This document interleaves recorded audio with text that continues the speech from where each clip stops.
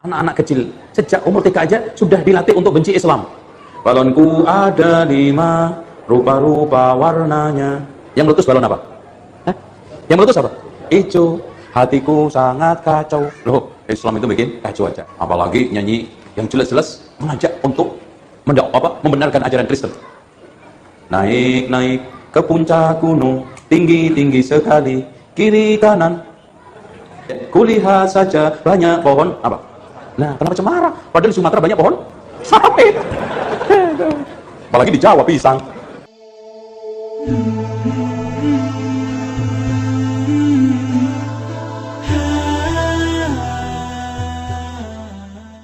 Assalamualaikum warahmatullahi wabarakatuh. Belum lama ini kita mendengar ceramah dari Ustadz Wahabi yang viral, yang mengatakan bahwa lagu anak-anak bisa bikin murtad, ada unsur kristenisasi. Apakah benar seperti itu? Tentunya kita sudah lama mendengar lagu-lagu seperti Balonku Ada 5. Kalau kita dengarkan liriknya, supaya kita bisa meluruskan apa yang dikatakan oleh Ustadz Wahabi tersebut. Balonku ada 5, rupa-rupa warnanya, hijau, kuning, kelabu, merah muda dan biru. Meletus balon hijau. Kata Ustadz Wahabi tersebut, loh, kenapa yang meletus balon hijau? Hijau itu melambangkan Islam. Berarti Islam hanya bisa bikin kacau. Nah, ini logikanya tidak masuk. Kalau memang hijau itu melambangkan agama Islam, ketika meletus, ketika Islam itu hancur, sudah sepantasnya hati kita itu kacau. Masa iya Islam hancur, meletus, rusak, berantakan, hati kita gembira? Sebenarnya kalau memang Islam itu dianggap sebagai balon hijau, ya sudah benar ketika balon hijau meletus atau agama Islam itu hancur, hati kita kacau. Sebenarnya kalau main cocok logi, kita bisa mengarahkan lagu-lagu ini, kita arahkan ke lebih husnudzon, jangan kita kedepankan suudzon. Itu pertama. Yang kedua, pencipta lagu tersebut itu tidak sembarangan. Dia menciptakan sebuah lagu itu memakai ilmu. Kalau dalam pondok pesantren biasanya kita dikenalkan dengan ilmu arut untuk tata cara membuat sebuah lagu atau syair. Sama dengan di Indonesia dan dimanapun.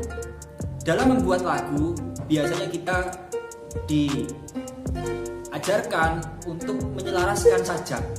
Seperti dalam lagu Balonku Ada 5. Di sana berakhiran ku semua. Meletus balon hijau, hatiku sangat kacau.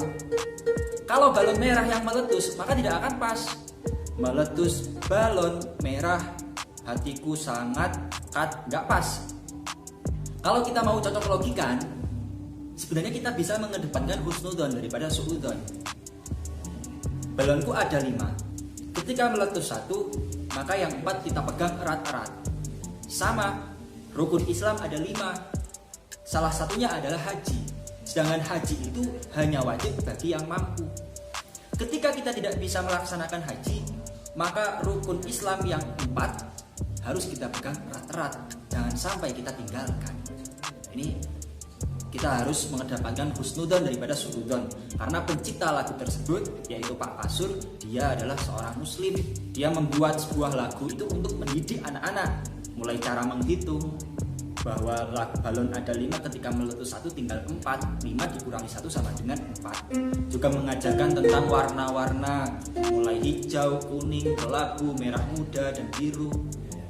Sebenarnya nggak usah dibikin ribet gitu, nggak usah dicocok logikan sehingga kita suudzon kepada orang lain, nggak baik. Yang kedua, lagu Naik-naik ke puncak gunung.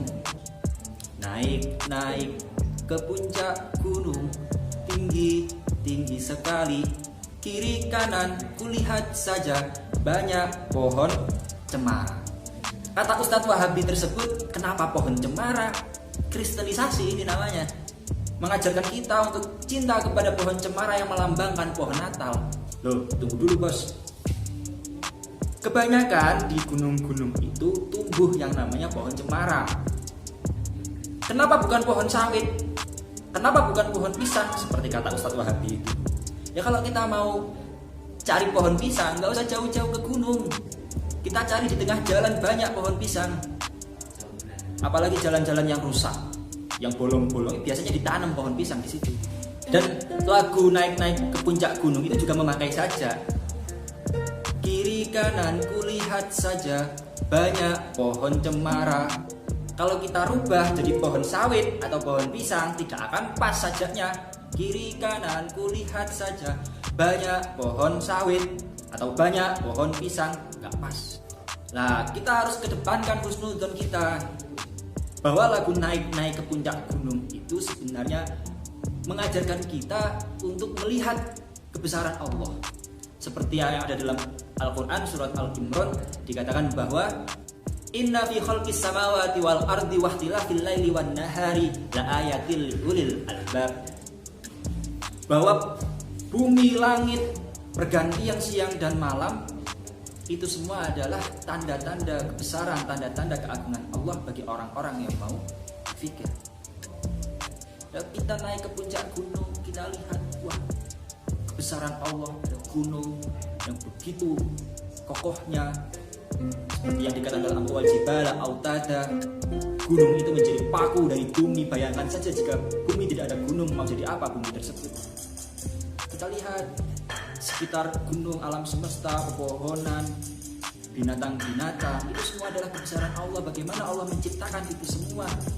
Maka saya berpesan kepada Ustadz Wahabi yang bernama Zainal Abidin tersebut, ayolah kita orang Islam, kita kedepankan husnudzon kita kepada sesama muslim. Jangan sedikit-sedikit kita berburuk sangka, menfitnah, menebarkan amarah sana sini sehingga kita membenci satu sama lain. Ayo kita bareng-bareng orang Islam, kita tunjukkan kekompakan kita. Berdakwahlah tanpa menyinggung perasaan orang lain, tanpa menyinggung perasaan umat lain. Karena Islam mengajarkan rahmatan lil alamin. Ya, itu saja yang saya bisa sampaikan. NKRI harga mati. Assalamualaikum warahmatullahi wabarakatuh.